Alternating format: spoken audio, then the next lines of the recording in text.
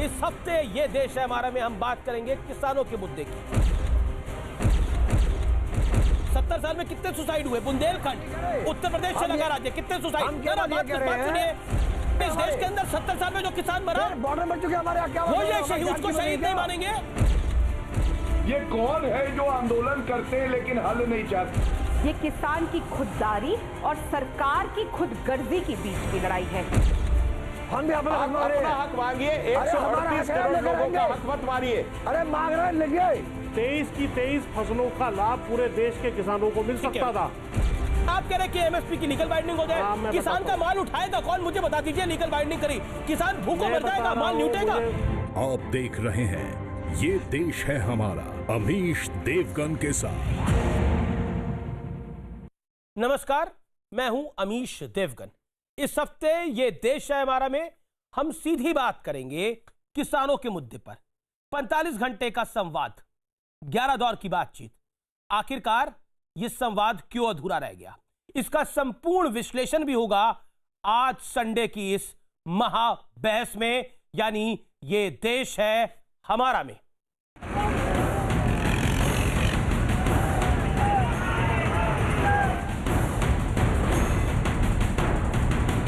किसान नेता और मोदी सरकार के मंत्री 11वीं बार बातचीत के लिए मिले ताकि कई हफ्तों से चल रहे आंदोलन का कोई समाधान निकले। सूत्रों के मुताबिक बैठक की शुरुआत में ही कृषि मंत्री नरेंद्र सिंह तोमर ने प्रेस रिलीज जारी कर सरकार का प्रस्ताव ठुकराने पर किसानों से नाराजगी जताई और कहा कि अगर सरकार का प्रस्ताव अस्वीकार ही करना था तो बैठक में इसकी जानकारी देनी चाहिए थी। हालांकि बैठक में भी कोई रास्ता नहीं निकल पाया। कुछ ऐसे लोग जो हर अच्छे काम का विरोध करने के आदी हो चुके हैं, वो किसानों के कंधे का इस्तेमाल अपने राजनीतिक हितों के लिए कर सकें। जो उनको पहला प्रस्ताव था, उनने कहा कि हमारा वही है, आवेंगे आ जाएंगे, नहीं तो बैठे और एक आध महीना बाद में फिर बातचीत शुरू होगी। इससे पहले सरकार ने किसानों को बहुत बड़ा ऑफर दिया था। सरकार ने कृषि सुधारों पर 2 साल तक रोक का प्रस्ताव दिया था। सरकार ने यह भी कहा था कि वो सुप्रीम कोर्ट में शपथ पत्र देने के लिए भी तैयार है। सरकार ने किसानों से कहा था कि वो कमेटी में बातचीत के लिए शामिल हों और जब तक दोनों पक्षों में पूरी तरह बात नहीं बन जाती तब तक इस कानून को लागू नहीं किया जाएगा। इन सब के बीच 26 जनवरी को दिल्ली में ट्रैक्टर रैली निकालने पर भी किसान अड़े हैं। रैली तो होगा ही। सरकार अभी लिंक रोड में आने में मना कर रहा है, मगर हमारा किसान इस आंदोलन में आएगा, पीछे हटेगा नहीं। लेकिन जिस वक्त सरकार और किसान नेताओं का संवाद चल रहा था, ठीक उसी वक्त CWC की बैठक में कांग्रेस मोदी सरकार को घेरने का सियासी प्लान तैयार कर रही थी कि कांग्रेस सड़क से संसद तक कानून वापस लेने का दबाव बनाने की तैयारी में है। We decided to hold block levels demonstrations or सम्मेलन्स throughout the country before February 10th, followed by a district level agitation and conventions throughout the district of the country before February 20th. Finally, state level, there will be a massive convention before February 28th of this year. The parliament session is coming on. We will put pressure on government to withdraw, repeal this 3 anti-farmers bill. लेकिन सबसे बड़ा सवाल ये है, क्या किसान आंदोलन सियासत की भेंट चढ़ रहा है? आज इसी पर होगी देश की सबसे बड़ी बहस। और अब आज एक ऐसा विश्लेषण जो 11 दौर की बातचीत का संपूर्ण निचोड़ है। सरकार किसान संवाद का संपूर्ण विश्लेषण सुनिए। 4 अक्टूबर से करीब 45 घंटे की बातचीत हुई है। 14 अक्टूबर से करीब 45 घंटे की बातचीत हुई है, यानी आप खुद सोचिए 45 घंटे एक अच्छा वक्त होता है। शुरुआत में किसानों की मांग मंडियों और एमएसपी की थी। सरकार ने आश्वासन दिया कि मंडियां खत्म नहीं होगी। उसके बाद किसानों ने तीनों कानून रद्द करने की मांग करी। सरकार और झुकी। सरकार ने बोला कि हम 2 सालों के लिए कानून को रोक लगाने का ऑफर दे रहे हैं, एक कमेटी बना रहे हैं, उस कमेटी में आप भी आइए, अगर सहमति जब बनेगी तब हम इस कानून को लागू करेंगे। ये लगभग रद्द करने की स्थिति ही है।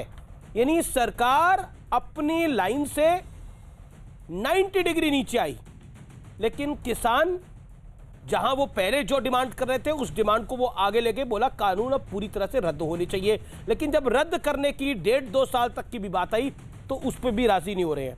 क्या किसानों की जिद से बातचीत अटक गई है? यह है पूरी 11 मुलाकातों का संपूर्ण विश्लेषण। मेरे साथ बात करने के लिए आज कांग्रेस और बीजेपी के 2 नेता हैं।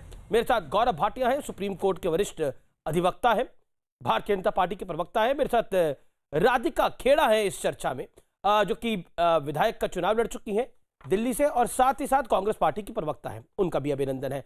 मेरे साथ जाने माने देश विदेश के कृषि विशेषज्ञ जुड़ रहे हैं, सरदाना साहब, विजय सरदाना। मेरे साथ किसान नेता हैं पुष्पेंद्र चौधरी। मेरे साथ चौधरी हरपाल सिंह इस चर्चा में जुड़ रहे हैं। चौधरी हरपाल सिंह बातचीत का भी लगातार 11 दौर की बातचीत का हिस्सा भी रहे। हरपाल सिंह चौधरी साहब, आपका अभिनंदन है इस कार्यक्रम में। सरकार का फाइनल ऑफर क्या था? धन्यवाद जी।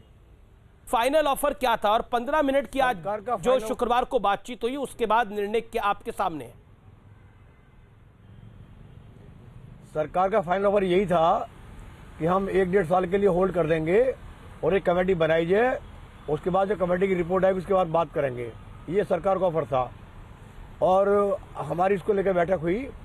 उस ऑफर को हमारी पूरी जो मीटिंग थी जनरल बॉडी की, उसने उसको खारिज कर दिया। हम आपको बताना चाहते हैं कि हम जब पंजाब में 19 दिन रेलर रोकी गई थी और पंजाब से लेकर दिल्ली तक हम लोग आए, जो हमने वाटर कैनन झेली, यहाँ से गोले छेड़े और 127 लोग जो हमारे शहीद हुए, तब से हमारी एक ही डिमांड थी, इन बिलों को आप वापस ले लें, उसके बाद कमेटी बना लें और फिर हमारा बैठ कर तय करते हैं हमारे लिए क्या फायदा और क्या नुकसान है। इसको सरकार तैयार नहीं हुई। पर जहाँ तो एमएसपी का चौधरी साहब, चौधरी जी, मैं पूरी ईमानदारी से आपकी बात को सुन रहा हूं और मुझे उम्मीद है कि आप भी पूरी ईमानदारी के साथ मेरी सवाल का जवाब देंगे। चौधरी साहब, सरकार का फाइनल ऑफर जो आपने बताया, बिल्कुल आपने सही कहा कि 1.5-2 साल के लिए कानून टालने को सरकार तैयार थी, एक कमेटी बनाने को भी तैयार है। आप कह रहे हैं कि ये कानून अभी रद्द हो जाना चाहिए और फिर कमेटी बनानी चाहिए। सरकार भी तो यही कह रही है, अब 1.5 साल तक कानून पर रोक लग रही है, 2 साल तक रोक लग रही है, आगे जब तक सहमति नहीं बनेगी कानून लागू नहीं होगा। सुप्रीम कोर्ट में बकायदा शपथ पत्र देने को तैयार है भारत की सरकार। अब इससे ज्यादा क्या आपको लगता नहीं है कि जिद की भी एक हद होती है? नहीं, जिद हमारी नहीं है। जिस सरकार की है ना, हम कह रहे हैं आप 1 साल के 1.5 साल के लिए, ये तो वाली बात हो जाती है। हमारे गर्दन के ऊपर तलवार लटका दो और कोई 1 साल लटकी रहेगी है, उसके बाद हम देखेंगे कि फिर बाद में क्या होना है। कमेटियों का रिजल्ट हमको मालूम है भारत में कैसा होता है, कितने बार कमेटी रिपोर्ट आती है, तो ये कोई बात नहीं है। जिद हमारी नहीं है, जिद सरकार की है। हम कानून तो आ नहीं रहा, 1.5-2 साल कानून तो आ नहीं रहा, तो तलवार तो लटकनी बंद हो गई, उसके बाद कमेटी बनेगी। अब आप मुझे बताइए, किसी भी संवाद में विकल्प की बात होती है, सरकार की तरफ से 4 विकल्प आए, आपकी तरफ से एक ही विकल्प है कि कानून को रद्द कर दीजिए। हम सरकार उस क्लोज टू उस विकल्प के पहुंच भी गई। नहीं था वो तो आप खुद ही अब दरवाजा नहीं बंद कर रहे, आपको नहीं लग रहा? नहीं, बात कहते आ रहे हैं। नहीं, हम दरवाजे बंद नहीं कर रहे हैं, हम तो पहले से बात कहते आ रहे हैं। 122 लोग जो शहीद हुए हैं, ये अध्यादेश को इनको वापस कराने के लिए शहीद हुए हैं। जो हमारे 127 लोग मरे हैं, ये इस बात के लिए आए थे, ये रिफिल हो, इनकी शहादत हो चुकी है, 150 लोगों की होने जा रही है हमारी, रोज रोजारी मर रहे हैं, इसलिए नहीं मर रहे कि होल्ड कराने के लिए आए थे हम दिल्ली में। यहाँ हम इसलिए आए थे, वापस लो आप, हमने 19 दिन रेल पे बैठे, इसलिए वापस लो आप। हम जो पढ़े 2 महीने से, तो अब सरकार तो वापस नहीं कर रही, सरकार ने बोल दिया कि आप दोबारा विचार करिए इस पे। सरकार तो वापस नहीं कर रही, और मेरे सूत्र भी ये कह रहे हैं कि सरकार का ये कड़ा रुख है कि अब वो वापस नहीं करेगी। मेरे सूत्र ये कह रहे हैं कि सरकार ने बोला कि हम आपको बेस्ट ऑफर दे चुके हैं, अब यहां पर ये संवाद आप निश्चित करिए कहां ले जाना चाहते हैं। हमने अपना प्रस्ताव सरकार को बता दिया है कि जो प्रस्ताव दिया है, हम उस पर हमने बता दिया है कि हमारा प्रस्ताव ये है, आप इनको वापस कर लें, रद्द कर दें, उसके बाद कमेटी बना लें और फिर हम तैयार हैं बैठ के बात करने के लिए। आप कमेटी बनाओ और बैठो, आप भी हम भी बैठे। चौधरी साहब सुप्रीम कोर्ट ने रोक लगा रखी है, सुप्रीम कोर्ट ने कमेटी बनाई, उस पर आपको भरोसा नहीं है, तो फिर लोकतंत्र के अंदर तो भारत के ही आप पार्ट हैं, तो लोकतंत्र में तो भरोसा करना पड़ेगा। लोकतंत्र में सुप्रीम कोर्ट की नहीं मानेंगे, सिस्टम की नहीं मानेंगे, तो कैसे चलेगा फिर? मैं चौधरी साहब आप मुझे बताइए, मैं आपसे बात पूछ रहा हूँ, जब एक सेकंड, जब इस देश में कोई औद्योगिक नीति बनती है, इंडस्ट्री पॉलिसी बनती है जी, तो देश के प्रधानमंत्री चैम्बर ऑफ कॉमर्स अटेंड करते हैं, उद्योगपति बुलाए जाते हैं, उनसे पूछा जाता है बताइए आप क्या चाहते हैं, और जो वो चाहते हैं वो करा जाता है। जब ये बिल लाया गया था, क्या इस देश के लोगों से पूछा गया था, किसान से पूछा गया था हमसे कि हम आपको पहले बिल ला रहे हैं? लॉकडाउन के टाइम में सरकार बिल लेकर आई और आगे थोप दिया हमारे ऊपर, ये कौन सा लोकतंत्र है? ठीक है विजय सरदाना कर रहे हैं हम, बार बार उद्योगपतियों की बात होती है, पूंजीपतियों की बात होती है। मैं आपसे जानना चाहता हूं, ये बिल थोप दिया गया था और चौधरी साहब कह रहे हैं, चौधरी हरपाल सिंह कह रहे हैं कि देखिए अब हम तो मानने वाले नहीं है। 11 दौर की बातचीत गई चूल्हे में, पानी में। ऐसा है अमीश जी, इस देश की सरकार को 138 करोड़ लोगों का वेलफेयर देखना है। एक कोई भी सरकार होगी वो 138 करोड़ लोगों को ध्यान में रख के कानून बनाएगी। इन कानूनों में 21 सेक्टर हैं एग्रीकल्चर के जो कवर्ड है, 21 सेक्टर्स जो कवर्ड हैं इन कानूनों के तहत। आप मुझे ये बता दीजिए कि क्या ये पूरे देश के कानून जो बन रहे हैं, देश के लिए बन रहे हैं, अगर इनमें कोई वीट और राइस के कुछ राज्यों के कुछ किसानों का अगर विरोध है, तो उसका रास्ता क्या है समाधान करने का? बातचीत ही रास्ता है ना। सरकार वही तो कर रही है।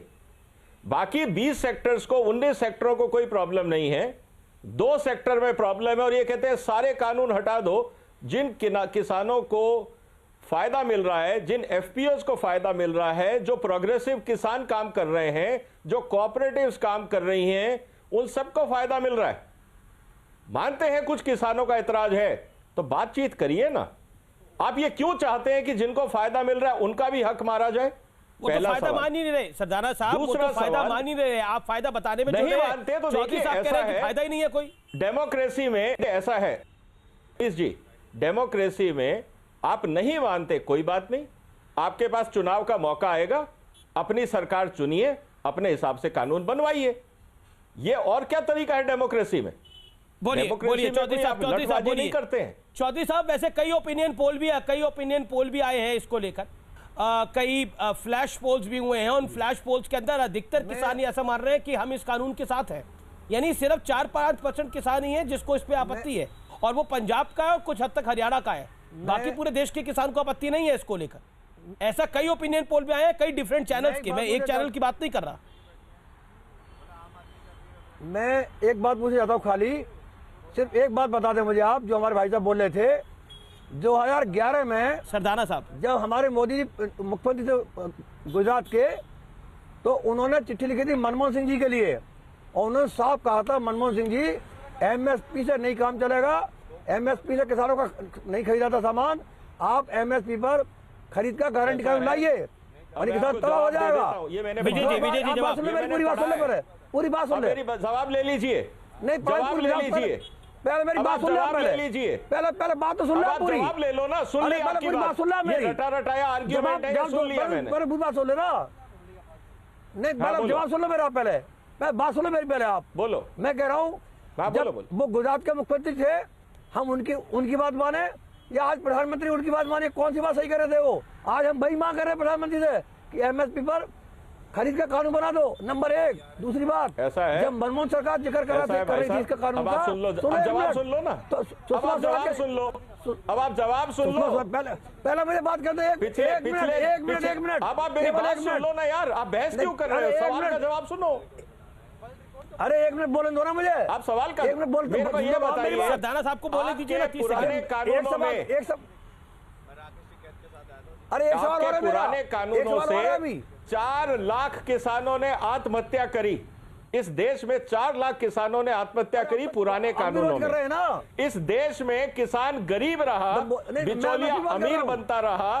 आपको क्या लगता है ये कानून अच्छे थे जिनकी आप वकालत कर रहे हो? जिन कानूनों में 4 लाख किसानों ने आत्महत्या कर ली, बिचौलियों ने लूट मचा रखी थी, किसानों को गरीब रखा हुआ था। मैं 50 रुपए देता था, किसान को 5 रुपए भी नहीं मिलता था। आप चाहते हो कि वो सिस्टम जारी रहे?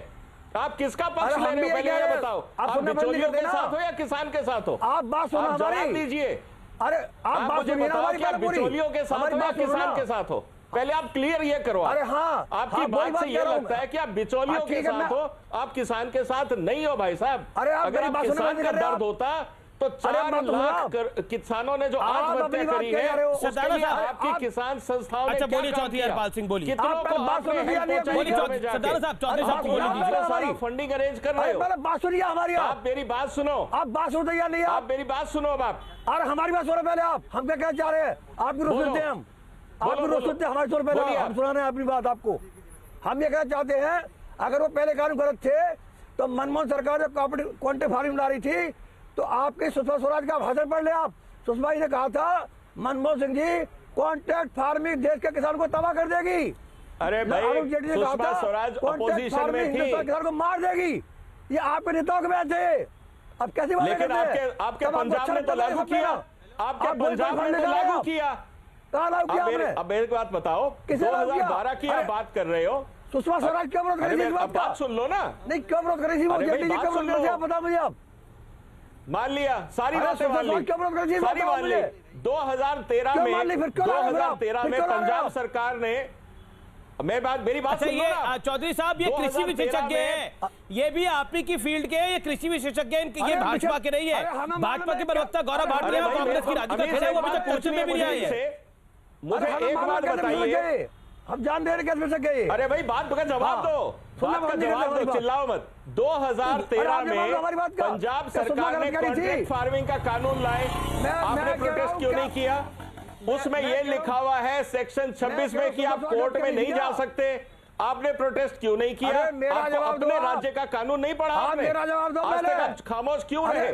पंजाब के कानून में जब 2013 से वही कॉन्ट्रैक्ट एक्ट लागू है, आप खामोश रहे, आपको वो पढ़ा ही नहीं दिया, आपने वो पढ़ा नहीं अपने राज्य का कानून।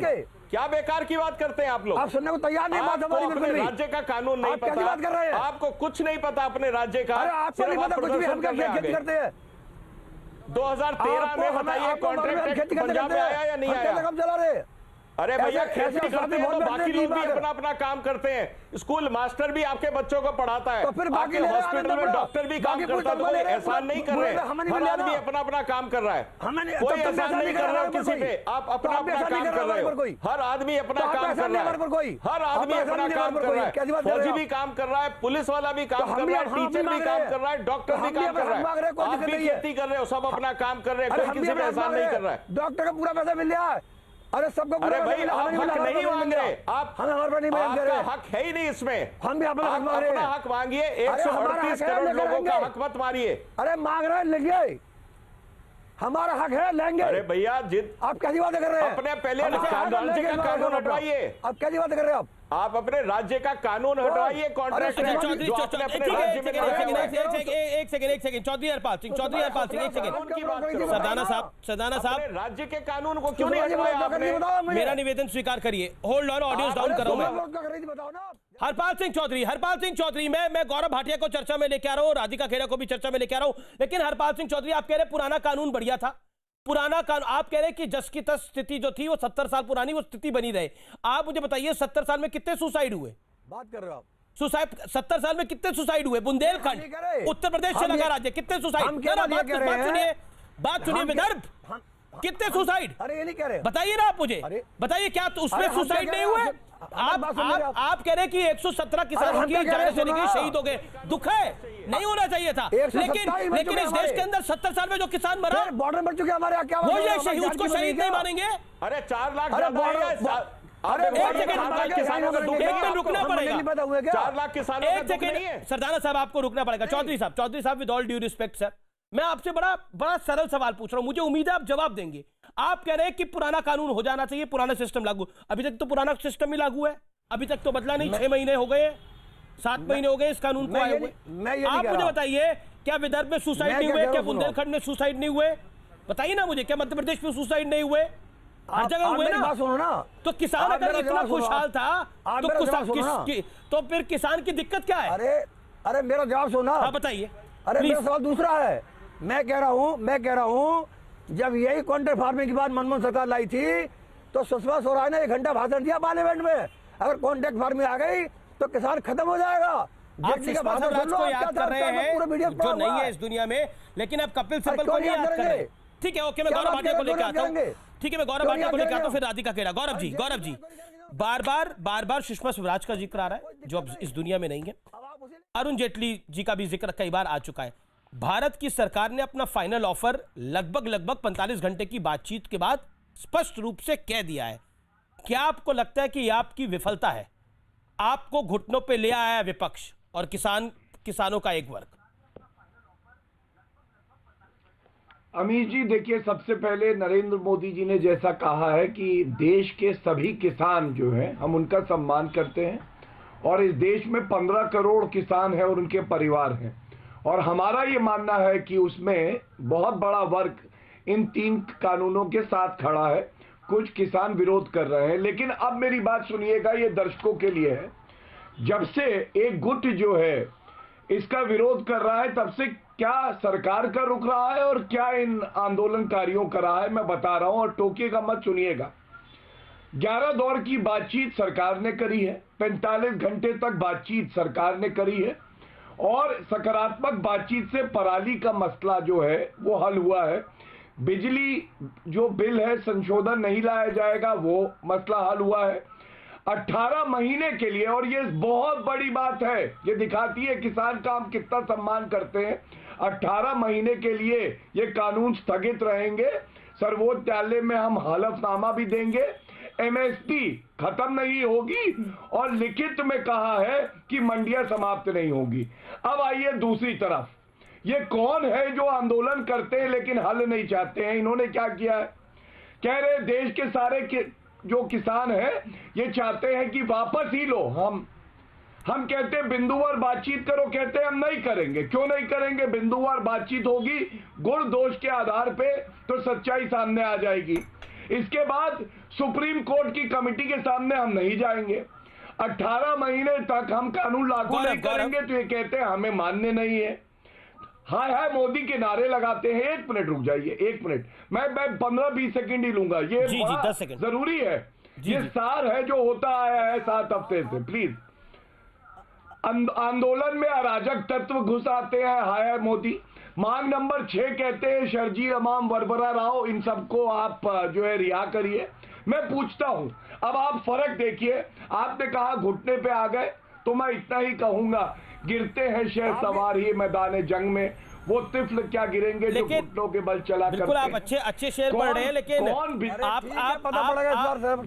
चौधरी साहब, आप राधिका खेड़ा जी को भी आने दीजिए, गौरव भाटिया, लेकिन 10 सेकंड में मेरे एक सवाल का जवाब और भी दे दीजिएगा। सीडब्ल्यूसी की मीटिंग भी थी कांग्रेस में, और सोनिया गांधी ने कहा कि तीनों कानून जल्दबाजी में लेके आए गए, और केसी वेणुगोपाल और रणदीप सिंह सुरजेवाला ने बोला कि अब कांग्रेस सड़क पे उतर के प्रदर्शन करेगी, धरने करेगी और नरेंद्र मोदी सरकार को घुटनों पे लेके आएगी।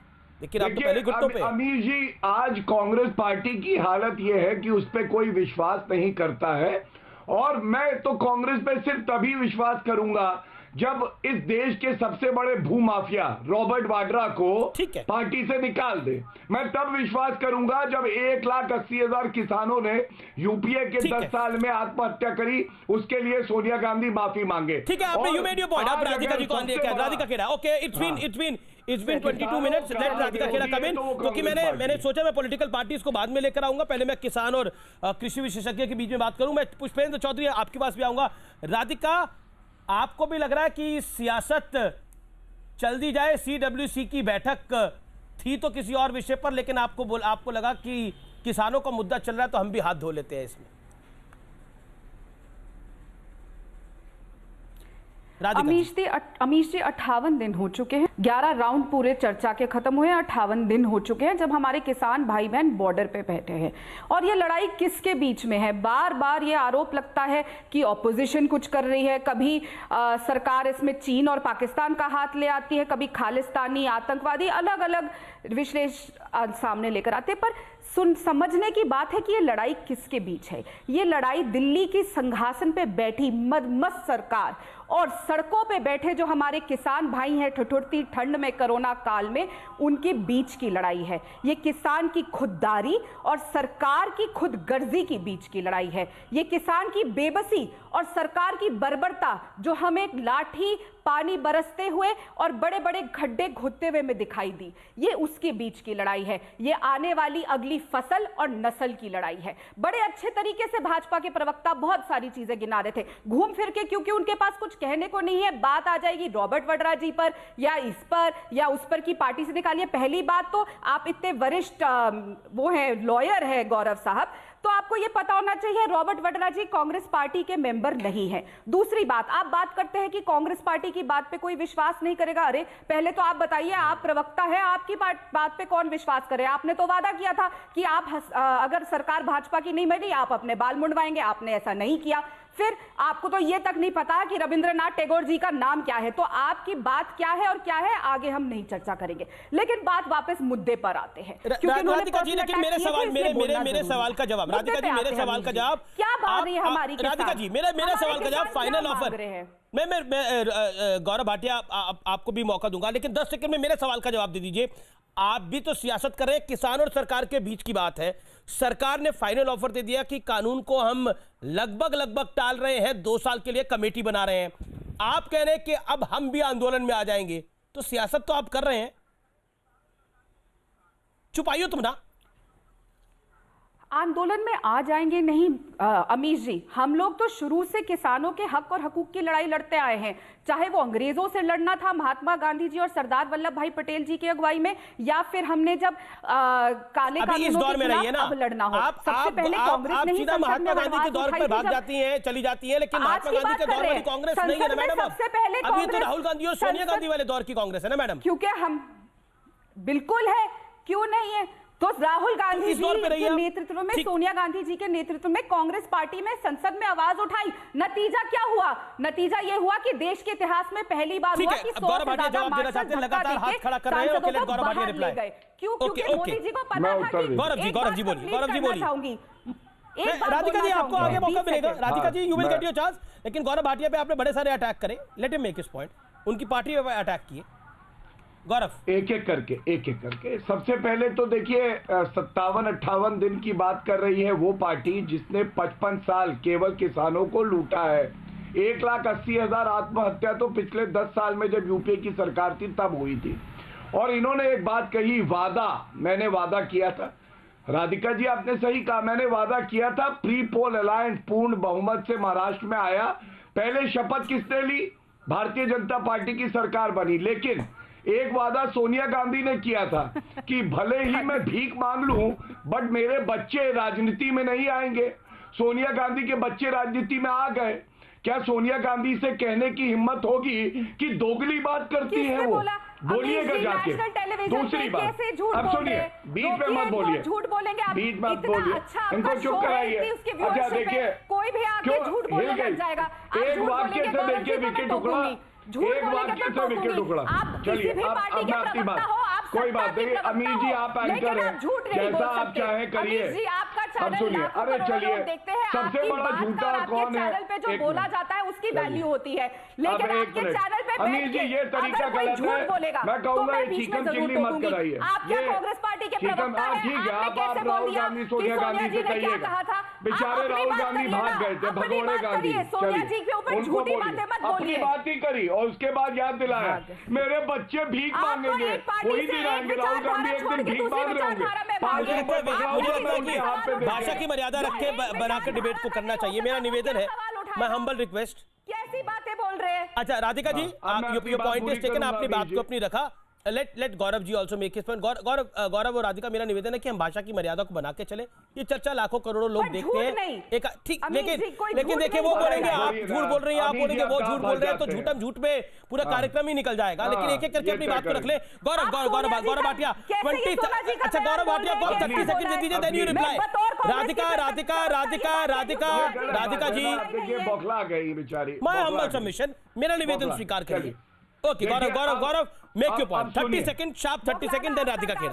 Thank you. नहीं आई नीड, मुझे 1 मिनट दे दीजिएगा, मैं बहुत देर शांत रहा। Make your point. अगर आपके पास 1 मिनट हो, बड़ा दिल दिखा सके, बोलिए मैं बोलिए भी आप अपनी आपसे बात करिए। गुजारिश ही मेरा कर दिल तो सकता बड़ा हूं। बड़ा है Please. लेकिन बाकी Thank प्रवक्ताओं you. के पास भी मुझे जाना है। बोलिए आप। Thank you thank you thank you. देखिए है क्या अमीर जी, मैं आपको बताऊं 303 सीटें आई, 23 करोड़ वोट मिले हम लोगों को। हमें जो ठीक लगता है ऐतिहासिक कदम हम उठाते हैं। अगर कुछ लाख कहने वाले किसान अपने आप को हमारा विरोध करेंगे, इसका यह मतलब नहीं है कि जो देश भर का किसान है उसके हित में ये कानून नहीं है। और मैं आपको उदाहरण देता हूं, आपके चैनल पे ऐसी एक महिला बैठी है, 1.25 लाख वोट की कॉन्स्टिट्यूएंसी थी, चुनाव लड़ी, 2064 वोट आए उनके, 1.67%। और यहां ज्ञान बांट रही है।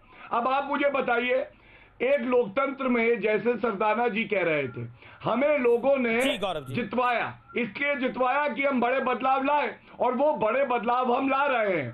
सर्वोच्च न्यायालय तो तय कर सकता है, लेकिन कुछ लाख लोग दबाव नहीं बना सकते। शर्जील इमाम किसान नहीं हो सकता है, और उमर खालिद किसान नहीं हो सकता। राधिका खेड़ा आपकी टर्न। 2600 लोग तो है, आपके साथ तो एक भी नहीं है, एक इंसान भी नहीं है। मेरे साथ 2600 लोग तो है अमीश जी, इस बात का मुझे गर्व है। 2064 मेरे साथ एक इंसान तो है। आप पहले चुनाव लड़के दिखाइए, चुनाव लड़के दिखाइए, लेकिन मुद्दा ना अमीश जी यहाँ पे झूठ बोल रहा है। बताइए अमीश जी, 2064 वोट, और आपके चैनल पे 536 वोट बढ़ा दिए। बताइए कितना झूठ बोलती है, प्रवक्ता पकड़ी गई। 536 वोट तो मैं आपके चैनल पे बढ़ा दिए। गौरव गौरव अब आपकी बारी, वो चुप रही। गौरव अब आपने बोला, आपको 50 सेकंड बोलना है, एक मिनट बोलना, वो चुप रही। और कर रही है। और मुझे लगता है कि चुनाव हर कोई लड़ता है, कोई हारता है, कोई जीतता है, लेकिन अपनी अपनी बात को रखना चाहिए। मेरा निवेदन है। 1 सेकंड ओके, बोलिए राधिका जी। अमीश जी मैं उम्मीद करूंगी आप इस बदतमीज इंसान की माइक और वॉल्यूम कम रखेंगे, क्योंकि अगर ये अपनी ही एक पार्टी की विचारधारा को लेकर चलते तो इनको पता होता कि अटल बिहारी वाजपेयी जी जिस विचारधारा में ये आज है, अटल बिहारी वाजपेयी जी जो सबसे सर्वश्रेष्ठ नेता रहे आज तक भाजपा के, उन्होंने कितनी वोट मिली थी और कैसे चुनाव लड़े थे और कितने चुनाव हारे थे। अगर इनको ये पता होता तो शायद ये कटाक्ष और ये मजाक मेरे पे बैठ के नहीं करते। लेकिन अफसोस की बात यह है और सच्चाई की बात यह है अमीश जी, और मुझे बहुत खुशी है कि इन्होंने अपना चाल चरित्र, चेहरा और अपनी भाषा और अपना बदतमीजपन और अपनी सभ्यता और अपनी पार्टी की सीख पूरे देश के सामने दिखाई। क्योंकि बात यहां पे किसानों की हो रही थी और किसानों की आत्महत्या की हो रही है, किसानों के साथ होती बर्बरता की हो रही है, लेकिन इनके पास कोई जवाब नहीं है, इसलिए ये मुझ पे पर्सनली अटैक कर रहे हैं। बहुत खूब गौरव भाटिया, ऐसे और अटैक करिए। लेकिन सच्चाई ये है, जब से ये 3 काले कानून आए हैं तब से, देखिए ये बीच में फिर बदतमीज आदमी बोलेगा। अमीश जी अगर ये बदतमीज आदमी बार बार बीच में बोलेगा तो मैं माइक उतार के जा रही हूँ। मेरा ये लेवल नहीं है कि मैं बदतमीज लोगों के साथ उनके कीचड़ में घुस के उनके साथ बहस करूं। मैं बदतमीज लोगों के साथ नहीं करूंगी बातचीत। अमीश जी अब आपको कॉल लेनी है। मैं दोनों को निवेदन कर रहा हूं कि दोनों पर्सन ना हो, अपनी अपनी बात को रखे। पुष्पेंद्र चौधरी साहब बेचारे 32 मिनट से इंतजार कर रहे हैं शालीनता के साथ। मैं आप दोनों को मौका दे रहा हूं, 30-30 सेकंड आप अपनी बात को रखें, लेकिन पर्सनल ना हो। आप अपनी बात को रखें, पर्सनल ना हो। ओके गौरव भाटिया 20 सेकंड आप अपनी बात को रखिए, फिर 20 सेकंड राधिका जी आप अपनी बात को रखिए। Gaurav Bhatia quickly 20 seconds. हाँ, सबसे पहले तो अगर इन्होंने कहा कि किसानों के मुद्दे पे चर्चा हो रही है, तो मेरे बालों से इन लोगों को क्या इतनी मोहब्बत है? किसानों के मसले पे मेरे बाल कहां से आ गए ये बता दे। जब नहीं बता पाए, दूसरा झूठ इन्होंने बोला 2600 वोट मिले थे। अरे 2064 विषय नहीं। गौरव मेरा पॉइंट है कि राधिका खेड़ा को चुनाव में कितने वोट मिले वो बड़ा विषय नहीं है ना। अभी बात हो रही थी, मैंने सीडब्ल्यूसी की बात करी। सोनिया गांधी ने, जो कांग्रेस प्रेसिडेंट है, कांग्रेस की जो अभी प्रेसिडेंट है, उन्होंने क्या बोला वो मैंने आपसे पूछा, उस पर जवाब दीजिए ना। मैं उत्तर देता हूं, 20 सेकंड आपका वक्त इस्तेमाल करिए उसमें। मैं उत्तर दे रहा हूं जी। हाँ अमीर जी आप बताइए, आपके चैनल पे दूसरे प्रवक्ता को कोई बदतमीज प्रवक्ता का सर्टिफिकेट देता है उस कागज पे जो मूंगफली वाला मूंगफली रखने के लिए इस्तेमाल करता है, तो हम क्यों सुनेंगे? लेकिन क्या यह प्रश्न वाजिब है कि नहीं कि जब 3 कानूनों पे चर्चा हो रही थी, राहुल गांधी पार्लियामेंट से क्यों भाग गए, भगौड़े गांधी? क्या यह सही है कि नहीं कि किसानों को भड़का के उस प्रदर्शन में जाने की हिम्मत राहुल गांधी की नहीं हुई, भगौड़े गांधी की? और नड्डा जी ने जब किसानों पे सवाल पूछे तो राहुल गांधी ने ये क्यों बोला कि प्रोफेसर है क्या मेरे? क्या लोकतंत्र में सवाल पूछना सही है कि गलत है? और भगोड़े गांधी क्यों भाग गए? अब मेरा भी निवेदन है राधिका जी, आप भी पर्सनल मत होइएगा, इस बहस को बहस की तरह करते हैं। राधिका खेड़ा, आप कह रही हैं कि कांग्रेस हमेशा से खड़ी रही, लेकिन राहुल गांधी जब किसान कानूनों की चर्चा हो रही थी तो वो सदन में नहीं थे। उसके बाद अभी वो एक वेकेशन पे अर्थात छुट्टी पे वो चले गए, उनका निजी काम होगा या कुछ भी होगा, और बीजेपी को मौका मिल गया, और जब वापस आए तो वो पूछ रहे जेपी नड्डा कौन है।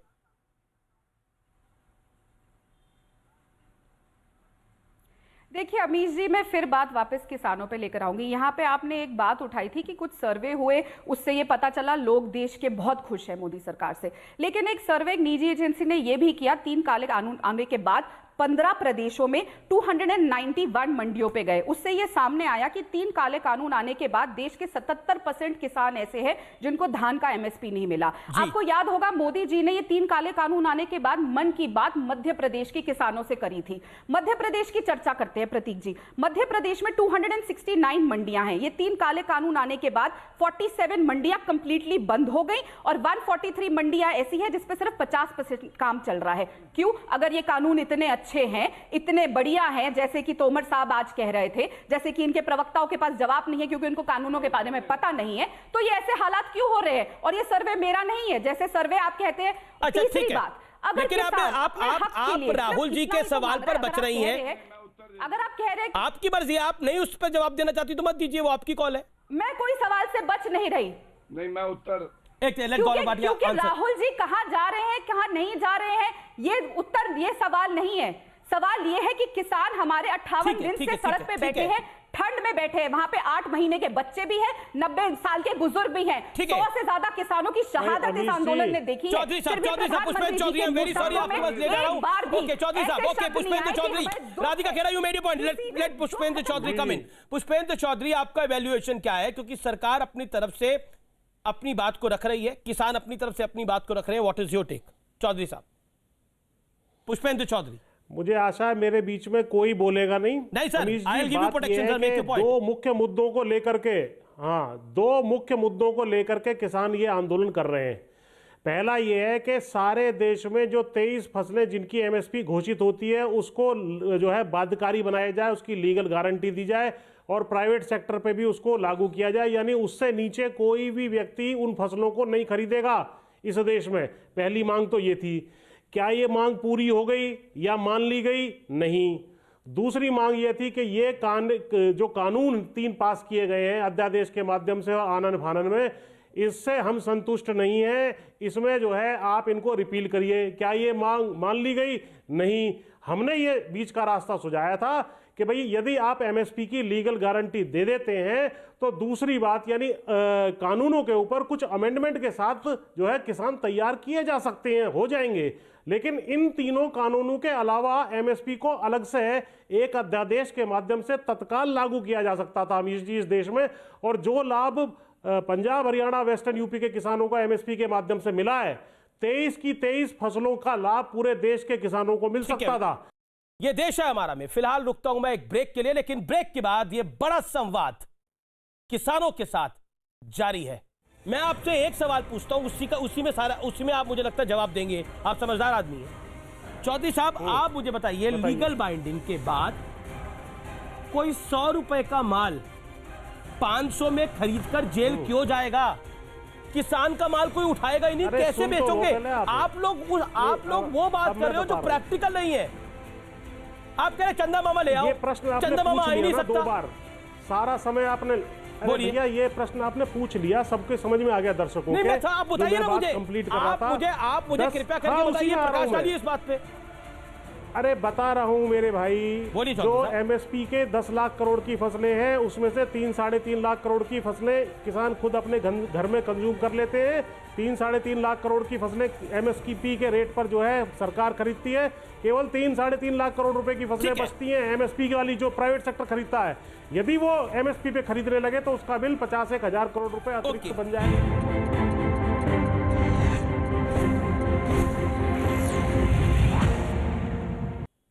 आपका ऑडियो नहीं आ रहा। हेलो, हाँ बोलिए सितारा साहब, बोलिए please make your point. Pushpendra Chaudhary की बात करिए। मेरा ये हाँ, बिल्कुल सही मैं कहा उन्होंने। मेरा ये कहना है कि जिस प्रोडक्शन के अंदर देश में सरप्लस है, आपके देश को ना पीडीएस में चाहिए, ना आपकी कंजम्पशन की रिक्वायरमेंट है। आज भी 4 लाख करोड़ रुपए के आसपास का सामान एफसीआई के गोडाउन में पड़ा है। अब मुझे ये बताइए कि अगर आज गन्ने का किसान गन्ना छोड़ के कुछ और लगाना नहीं चाहता, चावल और धान का किसान और गेहूं का किसान हटना नहीं चाहता, और वो ये कहते हैं कि आप बस हमें एमएसपी दिए जाओ क्योंकि हम उगा रहे हैं, राष्ट्र की जरूरतों को वो समझना नहीं चाहते, तो इस देश का कितना पैसा फंसाया जाएगा? पहला सवाल। मैं इसलिए बार बार ये कहता हूं कि इस देश में एमएसपी से ज्यादा जरूरत इस बात की है कि हमें देश की फूड सिक्योरिटी प्लान बनाना पड़ेगा। हमें कितना गेहूं चाहिए, कितना चावल चाहिए, कितने बाकी अनाज चाहिए, कितने तिलहन चाहिए, कितनी दालें चाहिए। किसान इसकी चर्चा क्यों नहीं करना चाहते? हम ये जिद में क्यों हैं? और जहां तक बात है एमएसपी की, आप देखिए, एक मिनट, मैं आपके बीच में नहीं बोला था, 2 मिनट शांत रखिए। मेरा ये कहना है कि पंजाब के अंदर जो प्रोडक्शन होता है, नहीं सुनी आपने, मेरी बात पूरी होने दो, आप आराम रखिए, शांति रखिए। मेरा ये कहना है कि आज पंजाब के अंदर जितना वीट प्रोडक्शन होता है उससे ज्यादा वह प्रोक्योरमेंट होती है, बाकी राज्यों से माल आके बिकता है। एफसीआई को बाहर हरियाणा पंजाब के अलावा यूपी बिहार में क्यों ना भेजा जाए प्रोक्योरमेंट के लिए? क्या कभी इन किसानों ने ये कहा कि हमारे गरीब किसान बिहार में चौधरी जवाब देना चाह रहे हैं, एफसीआई वहां चला जाए? अब रुक जाओ, अब शांति मदद से, करें, पूरा भाषण मत दो, शांत हो जाओ। अब शांत हो जाओ। पहले भाग में 15 मिनट आप बोले हो। हाँ, मैं बोल रहा हूँ, मैं तथ्यों के आधार पर जवाब दे रहा हूँ। अब रुक जाइए, आप बीच में मत बोलिए मेरे भाई, प्लीज प्लीज प्लीज। सरदाना साहब, मेरी बात सुन लीजिए। इस साल सबसे ज्यादा, हाँ सुन तो लीजिए। अब आप बोलते चले जाएंगे, ये आपकी बड़ी गलत आदत है। आप सुन लीजिए, जब दबाव, मैं सुन लिया आपका सारी बात। इस साल 129 लाख टन एमपी से खरीदा गया है गेहूं। आप ये देश को बरगलाना बंद करिए कि केवल पंजाब हरियाणा 129 लाख टन, जो नंबर 1 है, पंजाब से भी ज्यादा है गेहूं। आपके दर्शकों को, अभी जी, पता होना चाहिए ये बात को। दूसरी बात, जो लाभ पंजाब हरियाणा वेस्टर्न यूपी के किसानों को मिला है, वही 23 फसलों का, हम गेहूं और चावल की केवल बात नहीं कर रहे, 23 फसलों की बात कर रहे हैं, जिसमें गेहूं भी है, चावल भी है, दलहन भी है, तिलहन भी है, कपास भी है, सबका बात कर रहे हैं। चौधरी साहब, कॉन्ट्रैक्ट फार्मिंग को लेकर बात है। कॉन्ट्रैक्ट फार्मिंग पंजाब में कितने समय से है? अरे जब एंकर बोले तब तो चुप हो जाया करो मेरे भाई। एक सेकंड, नहीं चौधरी, ये विजय सिधाना नहीं बोल रहे, एंकर ही बोल रहा है। मैं चौधरी साहब आपसे सवाल पूछ रहा हूं, कॉन्ट्रैक्ट फार्मिंग कितने समय से है पंजाब में? चौधरी साहब जवाब दे दीजिए आप मुझे। देखिए, कॉन्ट्रैक्ट फार्मिंग हो या एसेंशियल कमोडिटीज एक्ट हो, इन सब बातों के विषय में चर्चा की जा सकती थी यदि एमएसपी लागू कर देते। और एमएसपी लागू करने का एमएसपी की लीगल बाइंडिंग, अब आप मुझे बताइए, 100 रुपए का मक्का एमएसपी की अगर लीगल बाइंडिंग हो जाएगी, 100 रुपए का मक्का कौन 500 रुपए में खरीदेगा और उसकी लीगल बाइंडिंग देगा? कौन सी प्राइवेट कंपनी देगी या कौन सी और कंपनी देगी? 100 रुपए का मक्का आप मुझे बताइए ना। कोई जेल जाने के लिए माल खरीदेगा? ये पॉसिबल है? आप मुझे बताइए, प्रैक्टिकल हम सोचे ना।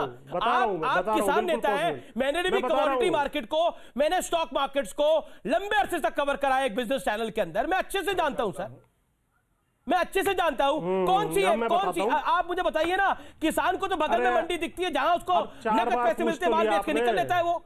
और आप कह रहे हैं कि एमएसपी की लीगल बाइंडिंग हो जाए, किसान का माल उठाएगा कौन? मुझे बता दीजिए, लीगल बाइंडिंग करी, किसान भूखों मर जाएगा, माल नहीं उठेगा। सच बात यह है चौधरी साहब, जवाब दीजिए। बिल्कुल कोई भूखो नहीं, मुझे बताने दीजिए।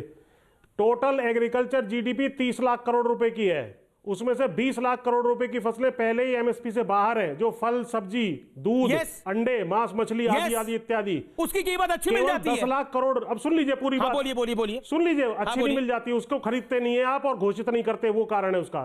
23 फसलों की इंक्लूडिंग गन्ना एमएसपी की वैल्यू लगभग 10 लाख करोड़ रुपए की है। उसमें से लगभग जो है 3-3.5 लाख करोड़ रुपए का माल या तो किसान खुद कंज्यूम कर देता है, या वो बीज के काम आ जाता है, या पशुओं के काम आता है। चौधरी साहब, काम आ जाता है। चौधरी साहब, मैं तो आपसे, आपकी सारी बातें ऊपर, मैं आपसे एक सवाल पूछता हूं, उसी में आप मुझे लगता है जवाब देंगे, आप समझदार आदमी हैं। चौधरी साहब, आप मुझे बताइए, लीगल बाइंडिंग के बाद कोई 100 रुपए का माल 500 में खरीदकर जेल क्यों जाएगा? किसान का माल कोई उठाएगा ही नहीं, कैसे बेचोगे? आप लोग वो बात कर रहे हो जो प्रैक्टिकल नहीं है। आप कह रहे चंदा मामा ले आओ, ये प्रश्न आपने चंदा मामा पूछ आ ही नहीं लिया ना सकता। 2 बार, सारा समय आपने बोलिए। भैया ये प्रश्न आपने पूछ लिया, सबके समझ में आ गया दर्शकों नहीं के। मैं आप बताइए ना मुझे, कंप्लीट कर रहा था। आप मुझे कृपया करके बताइए, प्रकाश डालिए इस बात पे। अरे बता रहा हूं मेरे भाई, जो एमएसपी के 10 लाख करोड़ की फसलें हैं उसमें से 3-3.5 लाख करोड़ की फसलें किसान खुद अपने घर में कंज्यूम कर लेते हैं। 3-3.5 लाख करोड़ की फसलें एमएसपी के रेट पर जो है सरकार खरीदती है। केवल 3-3.5 लाख करोड़ रुपए की फसलें बचती हैं एमएसपी वाली जो प्राइवेट सेक्टर खरीदता है। यदि वो एमएसपी पे खरीदने लगे तो उसका बिल 50-1,000 करोड़ रुपए अतिरिक्त बन जाएगा, जो आज वो उससे नीचे खरीदता रहा है। दूसरी बात पे आता हूं, जो 100 रुपए की चीज आप 500 में बेच रहे, बताइए। रुकिए आपको चौधरी साहब मैंने आपको भरपूर वक्त दिया है। 25 सेकंड विजय सदाना को दीजिए, 25 सेकंड विजय सदाना को दीजिए। सरप्लस नहीं है आपका, 100 मिलियन टन गेहूं होता है, 30 मिलियन टन चलो सरकार ने खरीद लिया, 30 मिलियन टन प्राइवेट ने खरीद लिया, बाकी 40 मिलियन टन का रेट कौन लगाएगा और किस रेट पे बिकेगा? वही है। और उसमें मैं विजय सदाना आपसे पूछ रहा हूं कि अगर उस 40 मिलियन टन में लीगल बाइंडिंग हो जाएगी तो माल उठाएगा कौन? अरे अमीश जी, कोई ये फैक्ट्री है, क्वालिटी एक सी आती है, इस बात को सुनने ही नहीं दिया। माल सब स्टैंडर्ड है, उसको कौन खरीदेगा? बिल्कुल आपकी बात सही है चौधरी साहब, ये तो बात आप भी जानते हैं कि क्वालिटी होती है। अब सब स्टैंडर्ड क्वालिटी है तो वो माल हायर रेट पे कैसे जाएगा? और आपने लीगल बाइंडिंग डाल दी, वो माल उठाएगा कौन? किसान की जो आज की हालत है उससे भी खराब हालत में किसान पहुंच सकता है उससे। आपको लॉजिकली ये बात सोचिए, आप बताइए चौधरी साहब। जो आप जो मक्का की बात कर रहे हैं, जिसका 1850 रुपए का एमएसपी है एक किलो का, उसके गेहूं में भी है जी, ये दलहन में भी है जी। सुन लीजिए, मैं उदाहरण दे रहा हूं, अच्छा मेरी बात, अगर मुझे मेरी बात नहीं कहने दी जाएगी तो कोई लाभ नहीं है। अरे बिल्कुल नहीं, आपकी बात कहने के लिए सदाना जी आप बैठ जाइए अब शांति से। 1850 रुपए की जो एमएसपी है, 18.5 रुपए किलो, उसका 100 ग्राम 200 ग्राम 200 रुपए में आप लोग खरीदते हो मक्का के पॉपकॉर्न के रूप में, तब कोई चू पटाख नहीं करता इस देश के अंदर। आप कह रहे हो 100 रुपए का माल है, इतने में क्यों खरीद? 1850 रुपए है केवल, और एमएसपी क्या है फिर वही बात है। ओके, मैं जवाब इसका जवाब भी मैं आपको देता हूं, लेकिन सरदाना साहब 15 सेकंड के अंदर quick rebuttal on this, because इस समय करोड़ों व्यूअर्स हमें फेसबुक पे देख रहे हैं, लाखों व्यूअर्स क्विकली बिल्कुल सही है। आज यूट्यूब पे देख रहे हैं। अमूल का दूध, अमूल का किसान 30 रुपए लीटर अमूल को बेचता है, अमूल 400, 500, 600 रुपए की चीज बेचता है। क्यों बेचता है? आपको किसी ने कहा है खरीदने के लिए? भाई जो कस्टमर जिस चीज के पैसे देगा कस्टमर लेगा। आज आपका संतरा अनार मिलता है, आपका किन्नू बिकता है 10 रुपए किलो, आप उसका जूस खरीदते हो 80 रुपए किलो। क्या मजाक है भैया ये? तो फिलहाल ये देश है हमारा में इतना ही। कोई भी संवाद अड़ियल रुख से समाधान तक नहीं पहुंच सकता। शायद किसानों को इस बात को समझना होगा, क्योंकि इस मुल्क में जय जवान जय किसान है, लेकिन सबसे पहले हिंदुस्तान है। नमस्कार।